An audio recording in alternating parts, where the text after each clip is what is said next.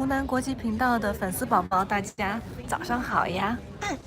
现在是阿根廷时间的10月28日早上9点50分，我们已经在5楼的海丰酒廊静静等待我们诺贝尔和平奖得主钟黑的关于南极地缘政治的讲座。接下来我们要为大家进行一场现场直播。在讲座开始之前，先给大家欣赏一下我们今天波涛汹涌、浪高达到4米的海浪。这是我们窗外的景色。哇哦，我们昨天就已经开始进入了魔鬼西风带。晚上的船体剧烈摇晃，很多人都已经晕船，所以今天讲座开始了。This is the first lecture I have ever given sitting down, but I think it's very wise. Given I have no hand for the ship. I have one hand for the clicker and one hand for the microphone. No hand for the ship, so I'm going to sit down and relax. Today it gives me great pleasure to talk to you about a topic that is of major importance, and in your lifetimes you're going to be seeing this topic unfold, as I will explain throughout the lecture. But let's start with a little bit of background to the topic of geopolitics of Antarctica. I'm going to frame my lecture by using this diagram here, which starts off with early discovery and exploration of Antarctica and ends in 2048, when the Antarctic Treaty will need to be renegotiated. The Antarctic Treaty was came into force in 1959, and so we look at the 100 years later, 2048, as the time for that treaty to be reassessed and perhaps modified. The first time that I want to talk about is an possible early discovery of Antarctica by Polynesian explorers. Most of you will know that Polynesians, the people whose ancestors lead to the current populations of countries like the Cook Islands, where Helen and I come from, and also French Polynesia and Tonga and Samoa. Those early occupants of those countries originated in Asia, and the DNA suggests that they actually originated largely from Taiwan. There's been a lot of controversy and discussion, but now with modern technology, it is almost certain that the people that originally moved out of Asia and voyaged across the Pacific to the Polynesian Triangle originated from what we know as Taiwan. And some of those explorers moved further as they traversed the Great Pacific Ocean in these giant voyaging canoes. These are multi-hulled canoes, usually of catamaran 2-hull form, with large sails, carrying about 100 people or maybe even 150 people over the Pacific Ocean. And they would also take with them their animals and the plants, not only to sustain them while they were undertaking that voyage, but also with the idea when they came to more favorable lands, they would release those animals that would multiply and provide a food source, and they would plant the vegetation to provide them with additional sustenance. And there is evidence to suggest that on one of those voyages, the canoe traveled all the way to the ice front in Antarctica. You can see that the likelihood of this happening was about the 7th century, and the evidence for this is not only in the legends of the Polynesian people, but in terms of naming. And one of the voyagers was actually given a Maori, or the indigenous name, that related to the person who had seen the ice, the great white in the south. That's the literal translation of this person's name, was the white in the south, the great white in the south. So it may not be the subsequent European explorers who first sighted Antarctica. But let's talk about other aspect that really does shape the Antarctic Treaty and Antarctic geopolitics of today, and that is the period in the late 19th century when we had the sealers and whalers moving down because they've depleted the stocks in more temperate latitudes. Then the vast populations of seals and whales, as we've heard in other lectures on this voyage, they were very attractive and justified people going into much more extreme environments. And you can see there, in terms of the fur seal population, that suffered dramatically because of this very high intensity of harvesting of fur seals, and then of course the whale harvesting came in. And luckily the fur seal population, as we have seen on this voyage, has largely recovered. And you can see there that the estimates in this study that are a couple of years old suggest that they have recovered to pre-harvesting levels. And this shows you the amount of harvesting that went on initially in terms of whaling. And I want to show also the harvesting of more modern days, and that is of the krill, the small organisms that make up a very significant food source for a lot of the larger animals, marine mammals in the Southern Ocean and around the Antarctic itself. And you can see there that the whaling has now given way to another harvesting of krill. And you can also see that the countries that are dominating that modern harvesting in the marine environment. But if we look at the heroic age of discovery of Antarctica, we have to recognize that this was all taking place in a situation where there was total ignorance. There was no knowledge at all for these early explorers of what lay to the south of the Pacific Ocean.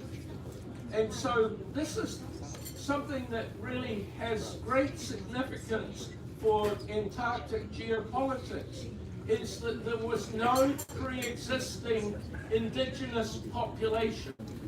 When Europeans first discovered or identified the existence of the Antarctic continent, they weren't so-called discovering land that was already occupied by other people.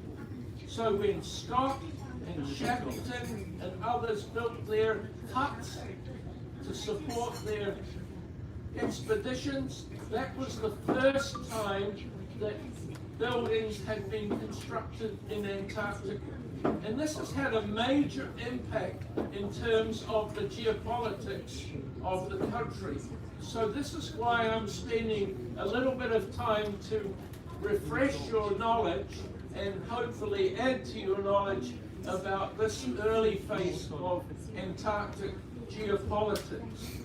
So Terra Australis Incognito is what we often refer to, this unknown land that might lie to the south of the great oceans of the southern hemisphere.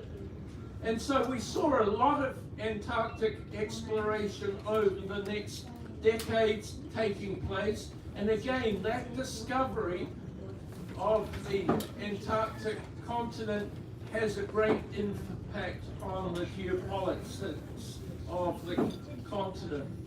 So if we look at early Antarctic exploration, it wasn't the people who mounted expeditions, it was actually the sealers and whalers who first recognized the existence of that continent. And there is a possible landing even in 1821. It's not well supported by the evidence, but there is some indication that an American sealer actually landed on the continent as early as 1821. But of course, in the next few decades, 1819 to the 1840s, we find that there is increasing interest in the Antarctic, the knowledge growing that there was a large landmass there, and people wanting to gain a greater understanding of what lay to the south of the great southern ocean of the southern hemisphere. And so if we look at a timeline of Antarctica, it is one of repeated expeditions, repeated voyages. I'm just going to highlight a few of those which you'll be well aware of. But in 1750, Captain Cook and his crew became the first European discoverers, the first European expedition to cross the Antarctic Circle. If we move forward, Bellenhausen, a Russian, sighted the Antarctic continent for the first time by a European, and that was in 1820. But interestingly enough, in 1841, James Clark Ross, after which the Ross Sea region named, actually argued and had a very significant impact on expeditions for a few decades. He argued that there was nothing of interest to the south of the great southern ocean. There is nowhere there for scientific discoveries to be made.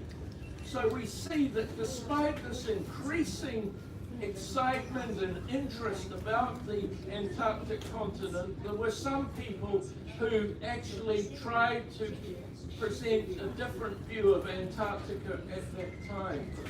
But of course, as we know, that as time moved on, that attitude about Antarctica, of it being unimportant and not worth mounting expeditions and going on these very long and expensive and really challenging voyages, we know that that viewpoint was overwhelmed, and the dominant viewpoint was one of discovery.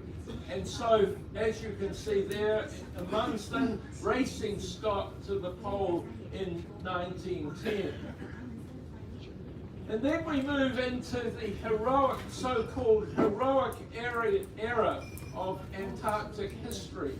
And that began at the end of the 19th century and moved right through into the end of the First World War. So we're looking at the Shackleton expedition of 1921-1922 as being the end of this so-called heroic era of Antarctic discovery.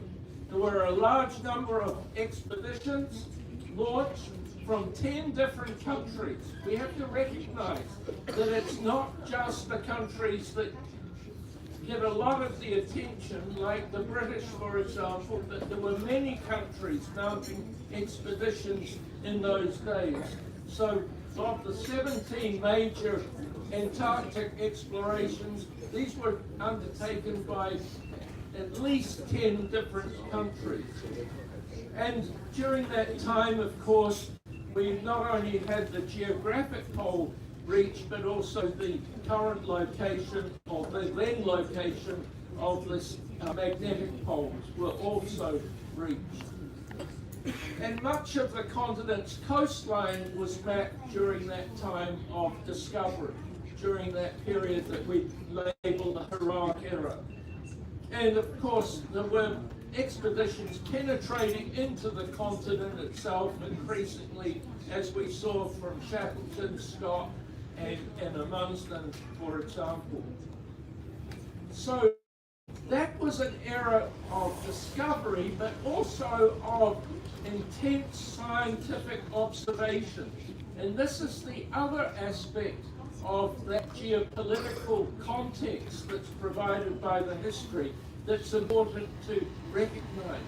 These expeditions weren't just about discovering land, they were about understanding the science of the environment, both the physical environment and the marine and terrestrial environments of Antarctica and the oceans surrounding it. The other important point to make in terms of geopolitics is that many of these expeditions were used as opportunities to make territorial claims. So we find that, for example, Scott claiming parts of Antarctica, and even Cook, before Scott, claiming parts of Antarctica for the British. So we find that during that time and soon after, there were a number of countries, in fact 10 countries, made territorial claims to Antarctica. They said that they were part of their national territory because they had been the ones to first establish major activities undertaking science as well as discovery. So the United Kingdom, New Zealand, France, Norway, and other countries. One of the important things to recognize is that claims overlapped. It wasn't that countries would necessarily claim territory that hadn't been claimed before. Many countries chose to claim territory that had already been claimed. So, for example, Argentina, Chile, and the United Kingdom have overlapping territorial claims. And this is again a very, very significant point. That shapes a lot of what happened in terms of the development of the geopolitics of Antarctica. The other important point is that many other countries did not recognize those territorial claims. They said, no, Antarctica is a continent for science, not for nationalism. Antarctica is a continent for science, not for nationalism. And that, again, is a very, very important point to understand in terms of what is happening with regard to geopolitics in Australia today. So if we look at the history, there are claims that go way back to the Spanish Empire in the 1500s, but these have not been continued. They existed, those claims have not, they existed for a period of time, but not in an eternity, so to speak. If you look at the early claim, France made a claim in 1840, and France continues to exercise that claim in terms of its geopolitics. The United Kingdom, New Zealand, Norway, as we've talked about, Australia, even Nazi Germany making a claim, which of course is not being continued today, Chile and Argentina. So these countries that you see there that have claims that they still persist with are the original claimants of Antarctica territory, and they were the original motivators for establishing an international treaty which would lay out the geopolitical future of Antarctica. If you look at a map of where those countries exist, where their capitals exist, such as the United Kingdom, shown there in red, you can see where its claim exists in Antarctica. But you can also see that those claims where you have the diagonal lines, that's where there is overlap between the territorial claims of the United Kingdom and Argentina and Chile.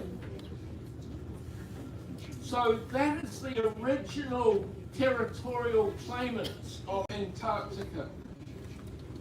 If you look at this diagram, it's another way of showing that some countries, such as New Zealand, have claims which territorial claims which don't overlap any other country. You'll see that France took a little segment of a territorial claim of Australia, and then of course in the 10 o'clock position you've got these overlapping claims of Chile and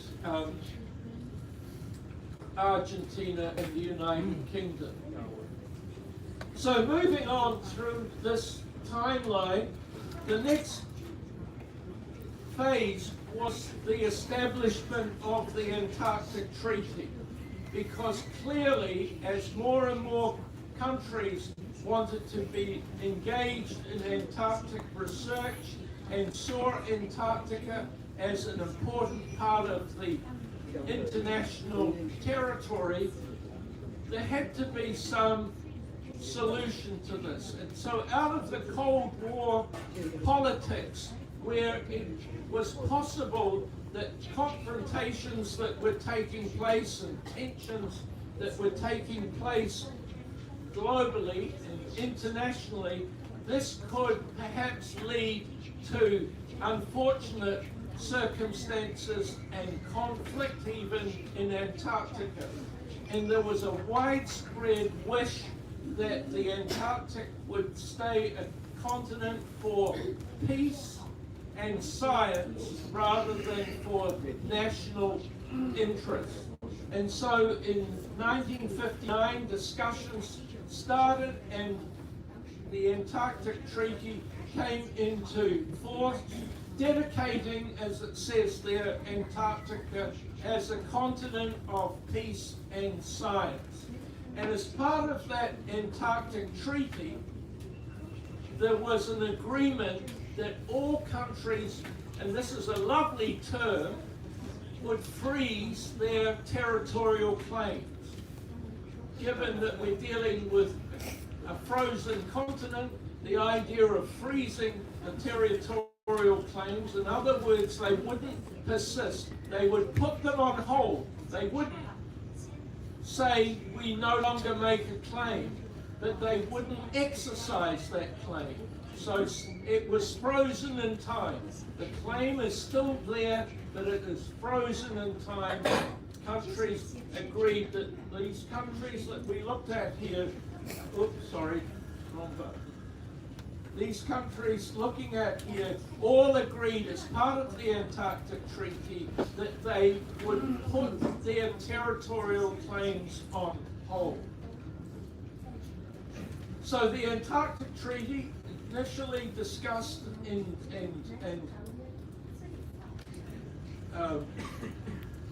formed in 1949 and subsequently signed and ratified, came into force in 1961, rather than being a battleground as part of the Cold War diplomacy, became an area of scientific investigation and preservation, but also banning any military activity in Antarctica.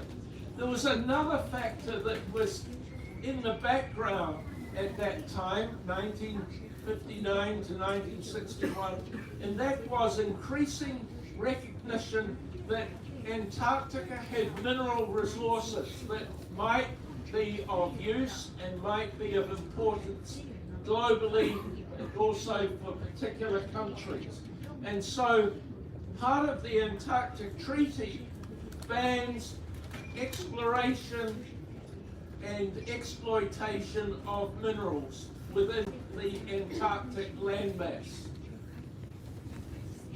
So the lead up to the Antarctic Treaty there, you can see the involvement of the countries and those initial signatories and the emphasis on a continent of peace and science rather than exploitation for mineral resources and for military activity. So the Antarctic Treaty has a number of important points, and I'll just run through them because these are obviously in English and we need to have them translated into Mandarin. No military use. Freedom of scientific investigation. And this means that one country can't stop another country from going in and investigating, say, a penguin colony. So you can have multiple countries investigating the same penguin colony. And this freedom to undertake research in any part of Antarctica by any country is a really fundamental right that's established by the Antarctic Treaty. Free exchange of scientific plans and data. So this is the start of an era of open science where there is very much a cooperative, collaborative approach. Any territorial claims are put on hold. Maybe that's a better term, translates easier. Those territorial claims by those original 10 countries put on hold. A nuclear-free zone. That's an interesting one because we all know that the United States established a nuclear reactor at its McMurdo base in the Ross Sea region. And this was really a very contentious move right by the US. Given in the Antarctic Treaty, that was prohibited because the Antarctic is a nuclear-free zone. The whole idea of nuclear-free is very vague because we see, for example, in countries that claim to be nuclear-free, like a country like New Zealand, there is a lot of nuclear science going on in medicine. So there is a grey area between, when we talk about nuclear-free, we're really talking about the non-peaceful uses of nuclear technology, not the peaceful uses of nuclear technology.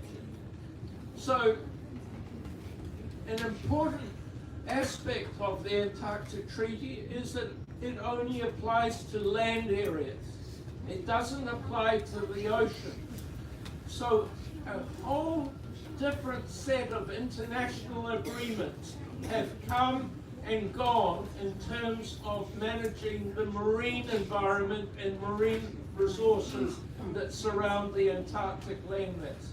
So it's very, very important to recognize the Antarctic Treaty applies only to the land area. All stations are open to inspection by other nations. Obviously, you can't just turn up, knock on the door and say, I want to inspect your station. There is diplomatic protocols that have to be established. But again, open science and openness in terms of activity. And a very, very important principle. National laws apply to citizens but not to areas. So if you, as a person, go to Antarctica, and you're all going to be doing that as in the next few days, the rules that apply to you are the rules of your nation, not any rules that have been assigned to a particular area that you're visiting, except the rules that are established by the treaty and its protocols. So we've already seen rules being applied to all of us because there are prohibited areas, areas that are protected to preserve the natural ecosystems. Those are established through the treaty system and its instruments, but they apply to everyone. But in terms of rules like criminal activity, those are the rules of the country, not the area where that activity might have taken place. The treaty may be modified at any time, but it requires the unanimous agreement of all of the treaty nations. These are the so-called consultative parties, and I'll talk about that in a minute. But that's important to understand, that the treaty, during its time of existence, cannot be modified unless there's unanimous agreement. Not a majority, it has to be a consensus. And finally, all treaty nations are to ensure that no one undertakes any activities that undermine the treaty. So you can't have any groups of countries, for example, trying to do things that are not in the interest of all of the parties of the treaty. So this is again a very similar summary, and it's just to give you the opportunity to understand the complexities of some of these points that I've been making. I want to look at what's happened to the treaty since it came into force in 1961. What are the factors that are influencing the importance or decreasing the importance of the treaty? And so I'm going to be looking at this from a number of points of view, but one of the things that's very important to realize is that we have those original signatories to the convention shown in blue, but since then we've had the additional countries succeeding to the treaty, and that's agreeing to be bound by the rules of the treaty. Many more countries have added. So you can see there we're now looking at well over 50 countries, and that's why the flags, there were so many flags on that opening slide that I had for my presentation. But you can see there that there are the original signatories, the consultative parties shown in brown, and acceding states. Now, what's the difference between a consultative party and a non-consultative party? It's a very grey area, but generally it requires a country. When we talk about treaties, countries are called parties to the treaty, but really for important points of understanding, we're talking about countries. A country has to show that it has an active scientific program being conducted on the continent.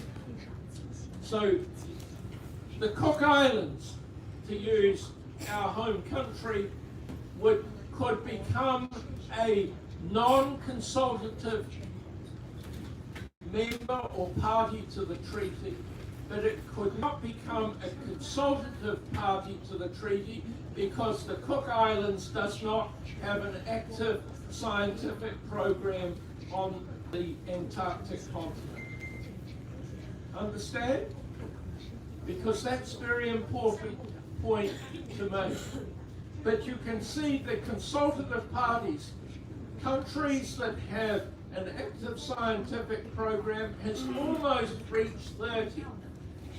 But in addition to those, there's another 20 or so countries that are parties to the convention, but they are not consultative parties. They don't have voting rights. So when we talk about the treaty could be changed, if all of the parties, all of the countries agree, that's only the countries that have active scientific programs on the continent.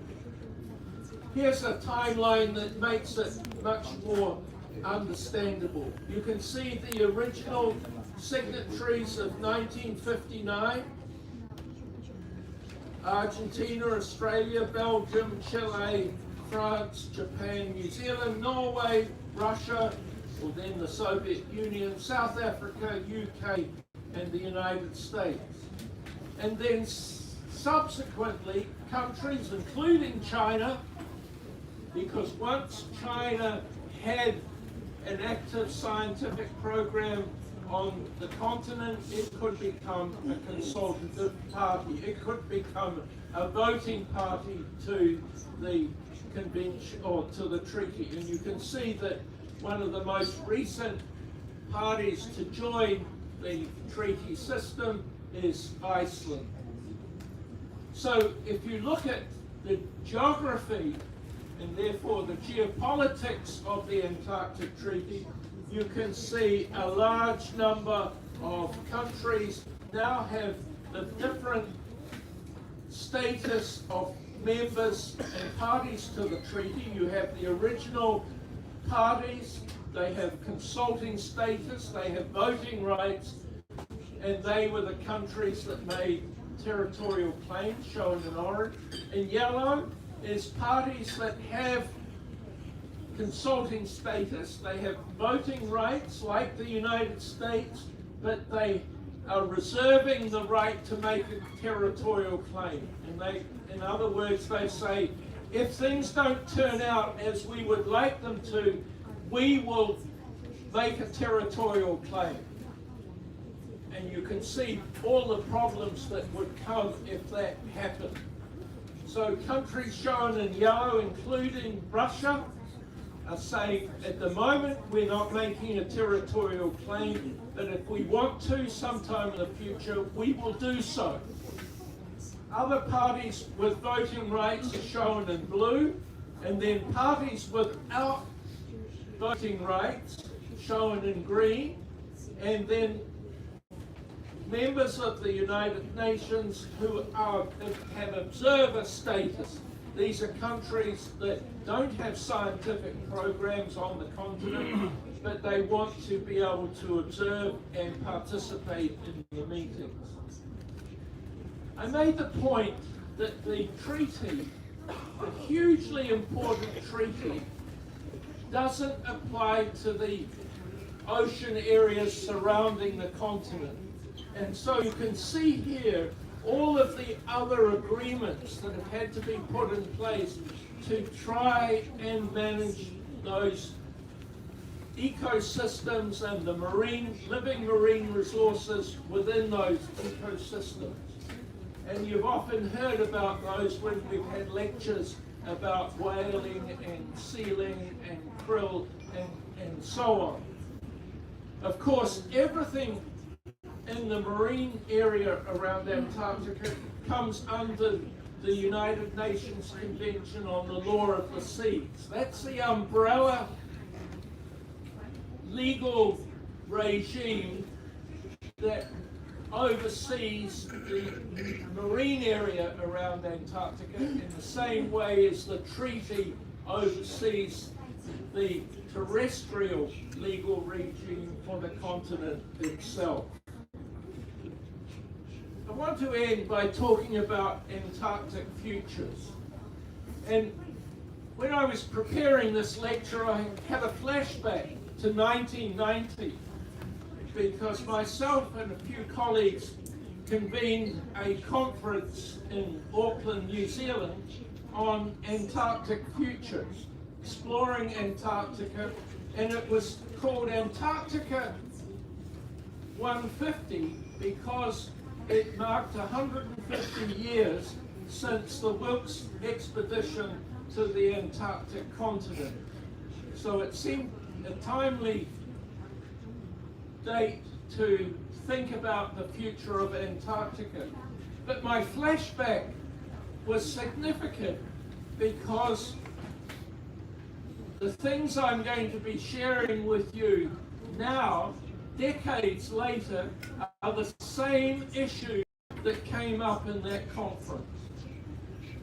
So, in one way, nothing's changed except the pressures that I'll be talking about have become much more intense. So, for example, Antarctic tourism. In 1990, we spent a lot of time talking about Antarctic tourism. One of the reasons was that there were very few regulations and protocols enforced to make sure that tourists in Antarctica didn't have negative impact on the environment and the ecosystem. So there was a lot of concern about Antarctic tourism. And of course there is now still concern about Antarctic tourism, but as I was saying yesterday, we can be very much more confident about the future of Antarctic tourism because we have many of the regimes, the legal regimes, the protocols in place, and we're operating within those legal regimes on this particular voyage. The first one is that there's increasing engagement with Antarctica. If we look at when the Antarctic Treaty came into force, there were only 12 countries that were parties to that treaty. But look what we have now, nearly 60 parties to that treaty. So more and more countries have become involved and shown an interest in Antarctica. And that's really important for thinking about the future of Antarctica. There's increasing investment in science and infrastructure in Antarctica. That is occurring and it reflects that increasing interest that was in the previous slide, but that's been reflected in this investment that we see in Antarctica in terms of the scientific programs, but also in terms of the infrastructure that supports those programs. This increasing recognition of the strategic importance of Antarctica. Remember, Antarctic Treaty says it is a continent for peace and science, not for national interests. It's for the collective interest of the world as a whole, rather than for individual countries. But we see in Antarctica a lot of military presence being used to support the scientific programs that are being undertaken in Antarctica. And there's one example there. But you can see in the context of France recognizes the Antarctic as being part of its overseas strategic initiatives. Also in the Indian Ocean shown there, and of course in the Pacific Ocean as well. So that's another trend that we're seeing, and that's obviously something that's relevant in terms of geopolitics. Increasing tourism to Antarctica. And this is a study that was published last year, and it has relatively recent sort of overall information. You can see seaborne tourism, but also the increase in cruise tourism, where there are no landing involved. So this, in order to be economic, usually involves huge vessels, 1,000, 2,000, 3,000 passenger vessels. And so there is another trend.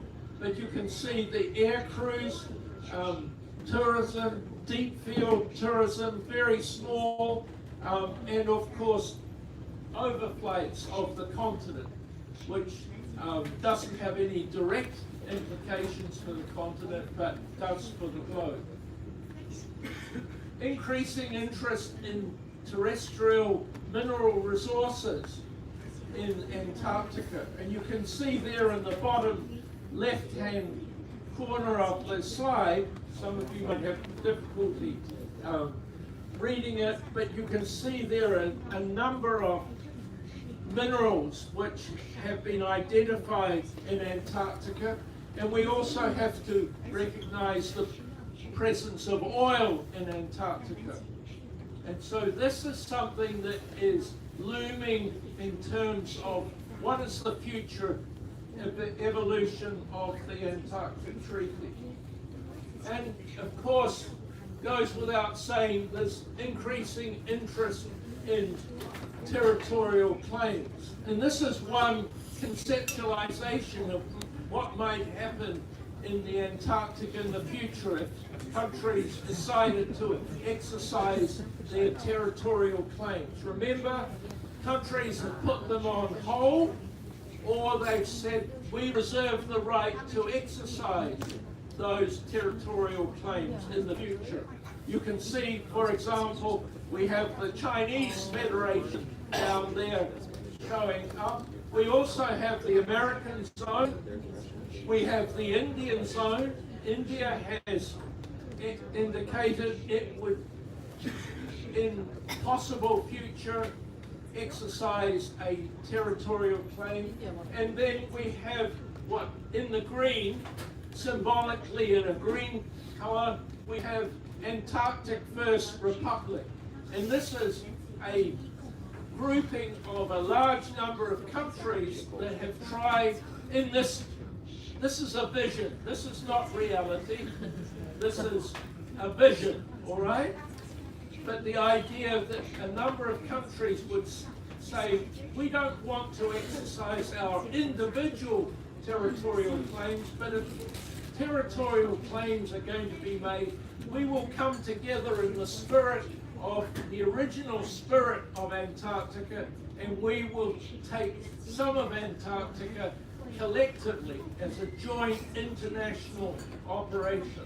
So this is called the Antarctic First Republic, and you can see there New Wellington sort of sending a signal that New Zealand is involved in that initiative, and Liberia City indicating that Liberia might be involved in that sort of initiative. One interesting diagram that I found when I was thinking about how to illustrate a possible future for Antarctica. Imagine, instead of this vision where we have just a few zones of territorial claim in Antarctica, every country in the world said, we want a piece of Antarctica. Well, you'd end up with this mess. And the way the sizes of these segments is determined, it's based on the length of the coastline of that country.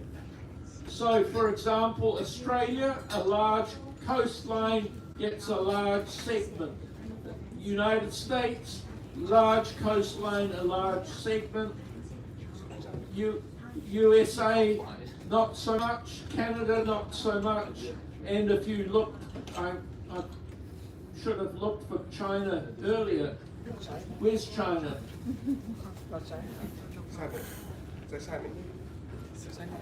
6 o'clock. 1 o'clock, 2 o'clock, 3 o'clock, rock. 4 o'clock, 5 o'clock, 6 o'clock, rock. Not around the clock.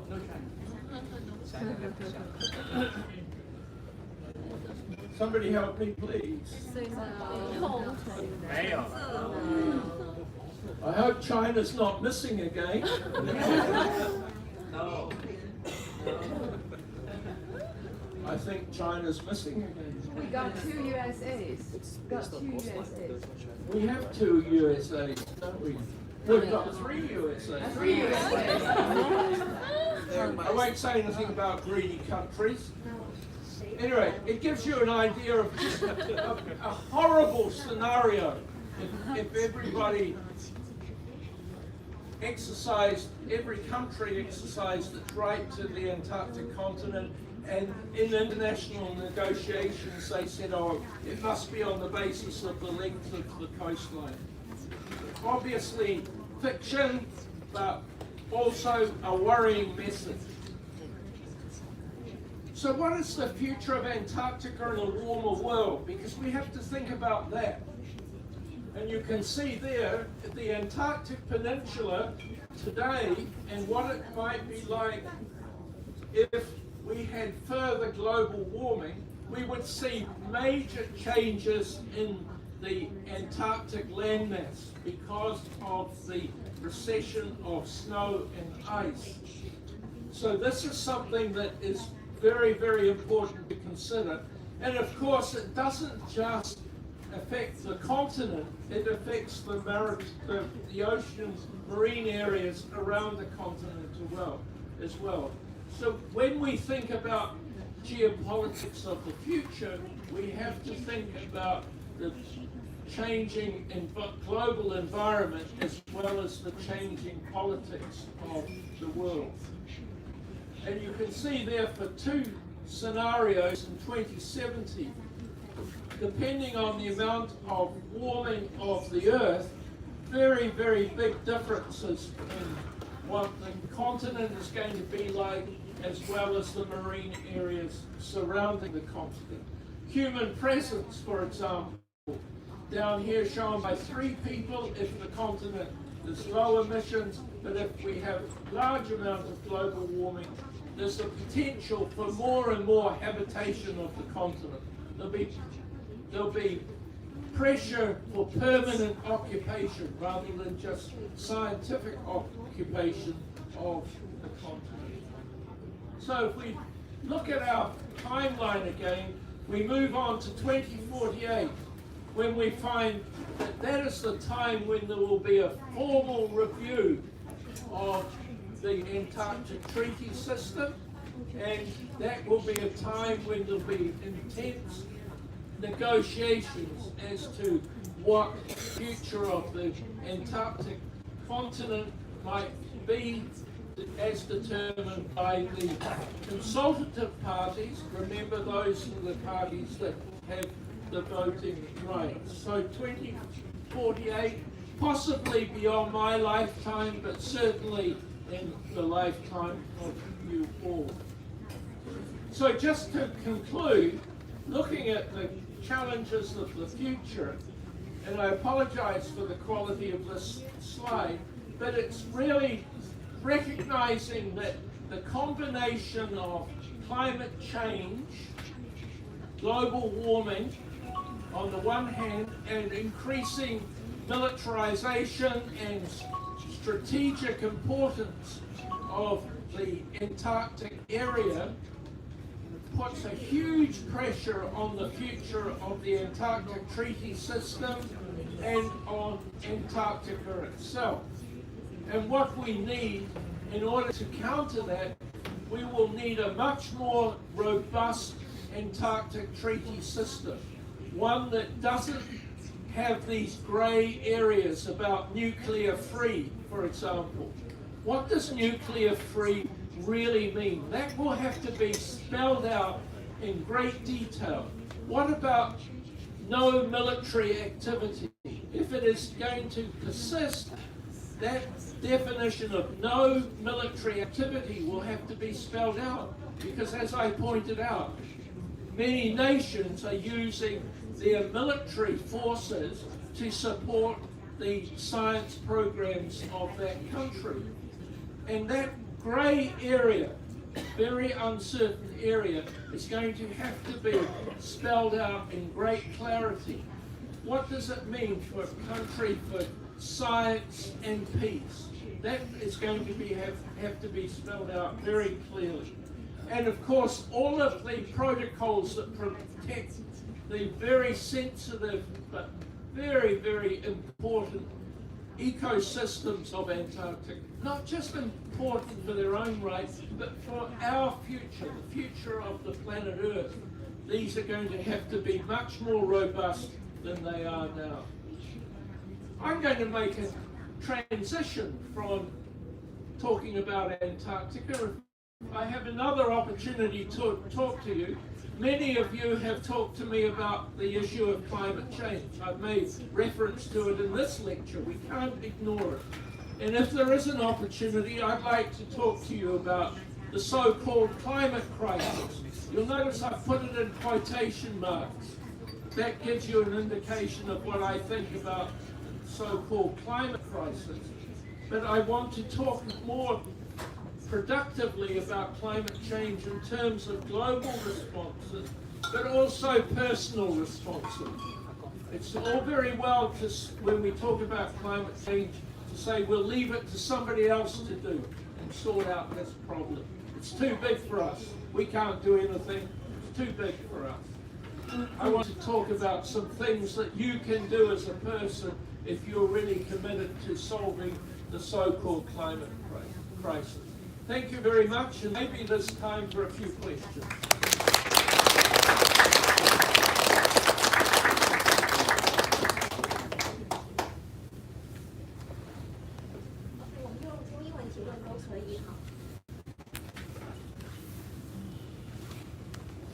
Thank you, John, for sharing. I'm wondering about the punishment and the enforcement mechanism about for those parties who breaches the Antarctic Treaty. Sorry, could you say that again? Because I thought that Shimpu was providing me with a translation. So thank you for speaking in English. So thank you for sharing. I was wondering that what is the punishment and enforcement mechanism against those parties who breaches the treaty? I was talking to Helen after yesterday's lecture and saying, gosh, those questions that people asked me were really, really good questions. And that's another very good question, because one of the points I should have made is that the Antarctic Treaty System has no police force. It has no real, one of its big limitations, it has no enforcement mechanism. If you don't want to do something, you simply don't do it. If you want to do something that you shouldn't do, you can do it, because there's nobody going to be knocking on your door and saying, come with me, you're off to jail, or off to the court hearing. And that's another major weakness of the Antarctic Treaty System. And the only mechanism for enforcement that is currently in existence is the mechanism of embarrassment.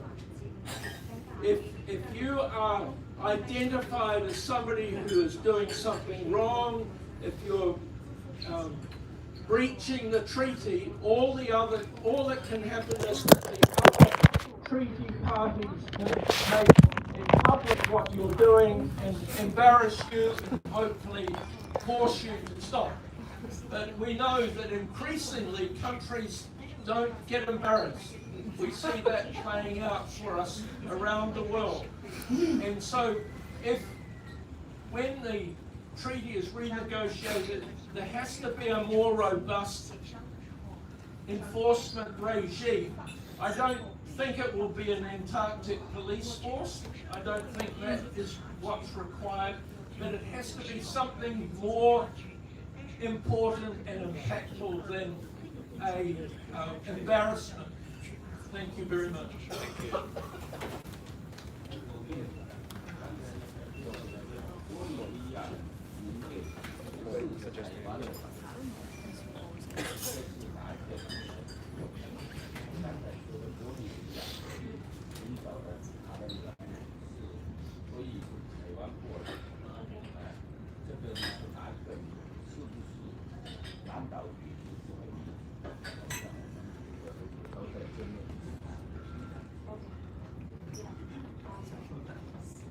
Just now you were mentioning that the ancestor of the Polynesian people were most likely coming from Taiwan.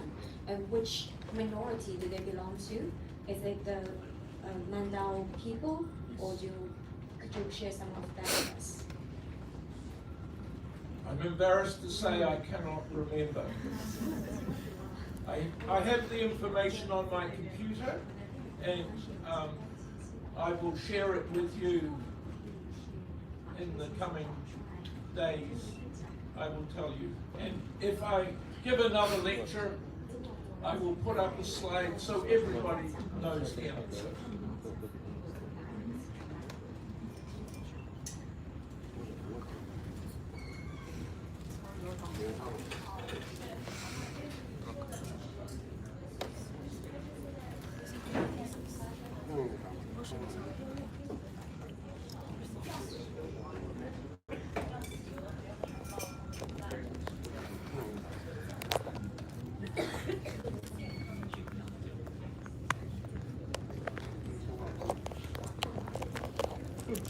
So the Antarctica Treaty established that Antarctica is a land for peace and for science, and I highly recognize that.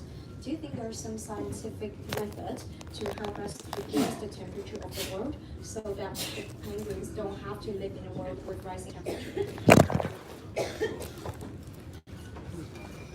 Thank you again for a very important question and giving me the opportunity to talk about that. The issue of trying to keep temperatures low so that they don't impact unnecessarily on the wildlife of Antarctica is a global issue. It's not something that can be solved by doing research in Antarctica or the Arctic or tropical rainforest. It requires a very major international the increasing temperatures. One, for example, is science has developed wonderful renewable energy technologies. These are absolutely critical to reducing the rate of increase in the global temperature. Another one where science is playing a really important role is in terms of carbon capture and storage. This is where we use technologies to remove the carbon dioxide out of the atmosphere and store it in places where it will have no environmental impact. Usually in old reservoirs that had the oil removed from them. This at the moment is not economically feasible technology to implement on a large scale, but again, science is working with engineers and other technology people to try and see if that can be used as a temporary solution to the global warming problem.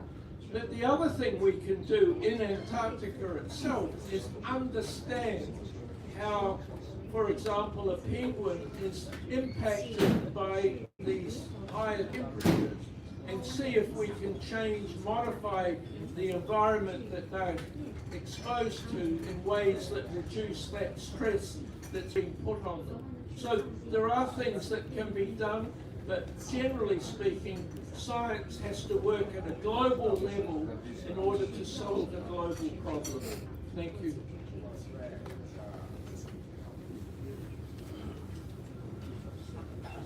Thank you so much, Joe. It is a luxury to having here.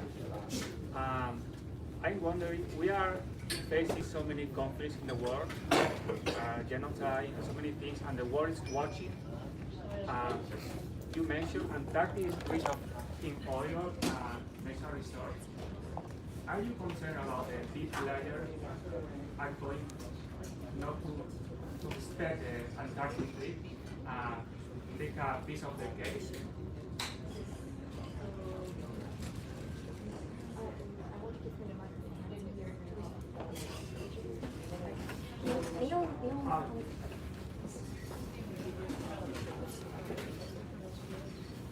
I was saying, the world is facing some conflict, even a genocide, and everybody is watching, doing nothing. And this Antarctic is reaching oil and natural resources. Are you concerned big players, real superpowers, are going to take over some piece of the cake without respecting the tree?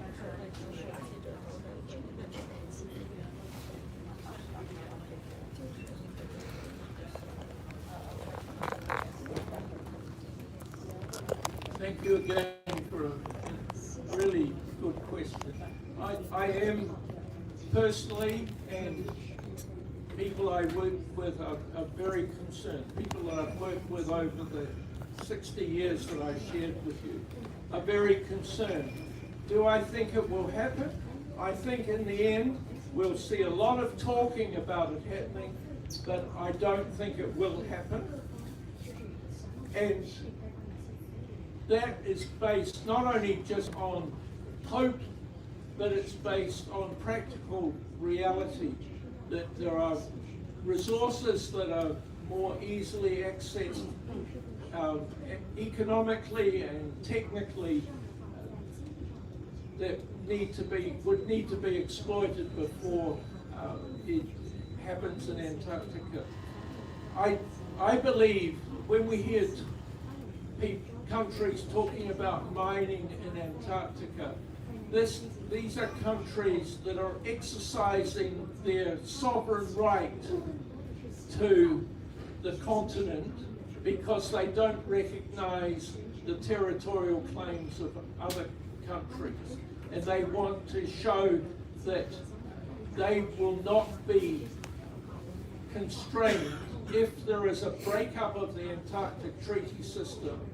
They will not be constrained by making territorial claims and therefore exercising their right to the mineral resources under that land area. But I believe firmly that this is negotiation as opposed to a prelude to action. I hope I'm right.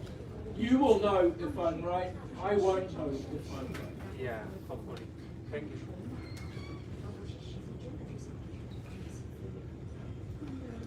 Hi John, thank you so much for this.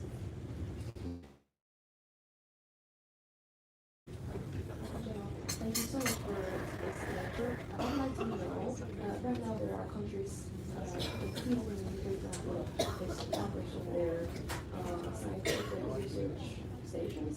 They're increasingly having that on Antarctica. In your opinion, is this another form of claiming political rights as kind of the land of claiming their ownership of this land?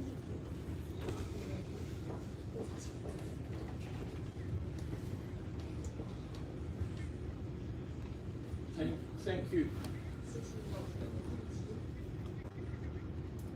I personally believe that there are two things happening. One is that as a global scientific community, we're recognizing more and more the important role of Antarctica in the global system and the importance of Antarctica for the future of humanity and other living organisms in this world. So that in itself will drive more and more scientific research that needs to be supported by bases. One of the things that's happening is that it's becoming increasingly easy with technology for new bases to be established. The modular construction system, for example, the ability to raise and lower bases if snow level changes, snow and ice level changes. So I think even if there were no geopolitical tensions and there was no worry about territorial claims, I think we would see more and more bases being established in Antarctica. And I support that. I think that is excellent. another reason for having more bases is as tourism increases, we need to make sure that the impact of tourism is being kept within reasonable limits. That requires science to do the monitoring, just as an example. So there's lots of reasons for more scientific activity rather than less, and therefore more infrastructure to support that activity. Is it also being used for geopolitical reasons? Yes, because the Antarctic Treaty requires you to have an active science present in order to be able to participate as a voting member of the Antarctic Treaty system. So, for example, India wants to be able to be part of that negotiation and operation implementation of the Antarctic Treaty system.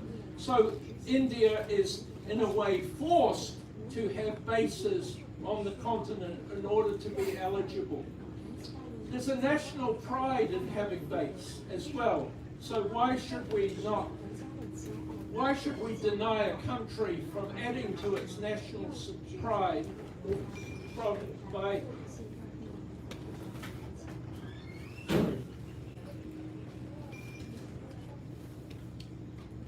by having bases? The third is countries adding bases for a very overt political reason, more than just national pride, more than science. I personally don't think that is happening. I think you can look at all of the activities that are taking place now, and you can justify them for the reasons that I listed before. What's going to happen as we get closer to 2048? Maybe we will see things change. I'd like to think that the current situation will persist, but there's always that opportunity that as we get closer to 2048, countries will start maneuvering and exploiting the weakness of the current Antarctic Treaty system. Thank you.